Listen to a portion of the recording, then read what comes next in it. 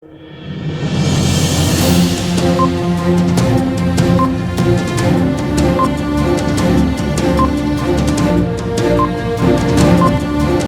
عليكم ورحمة الله وبركاته. سو dhawaada daawadayaal. Halkan waxaan ku falanqayn doonaa warka dibadda iyo gudahaba. Haddaba qodobada aan ka hadli doono waxaa ka mid ah qodobada ay ka wada hadleen boqorka Urdun iyo madaxweynaha Soomaaliya. In ka badan 300 oo qof oo lagu xidhay Ruushka kadib markii ay mudaharaado ka dhacay dalkaas. Ruushka iyo Ukraine waxay isweydaarsadeen ku dhawaad 300 oo maxbuus si lama filaan ah. madaxweynaha Soomaaliya Xasan Sheekh Maxamuud oo ku sugan magaalada New York ee dalka Mareykanka ayaa kulan dooceed kula yeeshay xarunta qaramada midoobay boqorka dalka Urdun boqor Cabdilaahi bin Xuseen sida lagu sheegay qoraal ka soo baxay xafiiska madaxtooyada Soomaaliya. Madaxweyne Xasan ayaa kala hadlay boqorka Urdun xaaladda Soomaaliya iyo talaabooyinka lagu xoojinayo dhinaca ammaanka.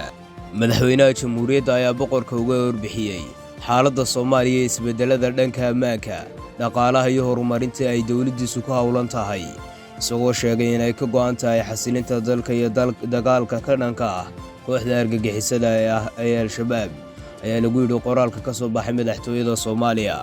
Dowladda Soomaaliya ayaa sheegtay in labada hogaamiye ay isla soo qaadeen xoojinta xidhiidhka labada dal, iyagoo u ballamay diblomaasiyiin ka socota labada wadan inay si anba qaadaan xidhiidhka iyo iskaashiga labada dal ee dhinacyada ammaanka iyo xasiloonida.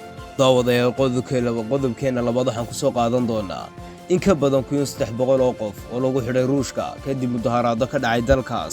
Moscow in ka badan 300 oo qof ayaa xabsiga la dhigay kadib mudaharaado ka dhacay dalka Ruushka, kuwaas oo looga soo horjeedo go'aanka madaxweyne Putin ee ku aadan in la abaabulo qaybo ka mid ah dadka rayidka ah si ay uga dagaalamaan dalka Ukraine. Sida ay sheegeen koox si dhow ula socotay howlgallada ciidamada booliska, kooxdan dabagalka oo lagu magacaabo OFD Information ayaa diiwaan gelisay in la xidhay ugu yaraan 332 qof oo ka qayb galay dibadbaxyo ka kala dhacay ilaa 18 magaalo oo dalka Ruushka oo dhan ah kadib markii khudbadda jeediyay madaxweyne Putin. Mudaharaadadan ayaa ahaa kuwii ugu xooga badnaa ee ka dhaca dalka Ruushka tan iyo markii ay bilowdeen howlgallada uu Ruushku ka fulinayay dalka Ukraine bishii February ee sanadkan.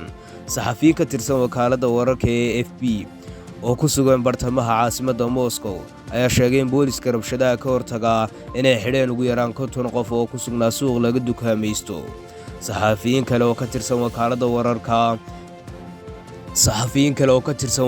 wararka ee AFP oo ku sugan caasimadda hore Ruushka ee St. Petersburg ayaa iyaguna arkay booliska oo hareereeyay koox yar oo mudaharaadada sameynaysay kadibna xabsiga u taxaabay. dibadbaxayaasha ayaa ku dhawaaqay erooyo ay ka mid yihiin ma jiro abaabul, qof walba wuu cabsanaya, anigu waxaan u taaganahay nabad, mana doonayo inaan xabad rido, laakiin hadda in dibadda loo soo baxo waa mid aad khatar u ah, haddii kale waxaa jiri lahaa dad badan oo shaaracyada yimaada, ayuu yidhi Faisal Farwad oo ah arday u ololaya nabadda. duulimaadyada ka baxaya dalka Ruushka ayaa toddobaadkan u muuqda kuwo buux dhaafay sida laga soo xigtay shirkadaha duulimaadka iyo xafiisyada tigidhada jarac, waxaana muuqda in dad badan ay dalka ka dhoofayaan. daawadayaal haatan waxaan soo gaadhnay qodobkeennii saddexaad. Ruushka iyo Ukraine waxay isweydaarsadeen ku dhawaad 300 oo maxbuus si lama filaan ah. dad kala bedelay waxa ku jira 10 ajaanib ah iyo taliyayaasha Ukraine ee difaacayay Mariupol, 2 Mareykan ah iyo 5 muwaadin British ah ayaa ka mid ah booliska laga soo wareejiyay Ruushka oo loo gudbiyay Sacuudi Carabiya.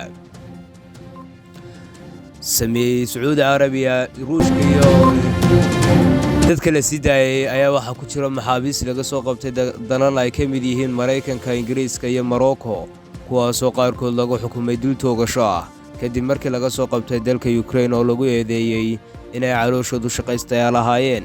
Ruushka ayaa sidoo kale sii daayay ilaa 215 Ukraine ah oo ay ku jiraan 5 taliye ee hogaaminayay difaaca dabada dheeraaday ee Ukraine ee magaalada dekedda ah Mariupol horaantii sanadkan.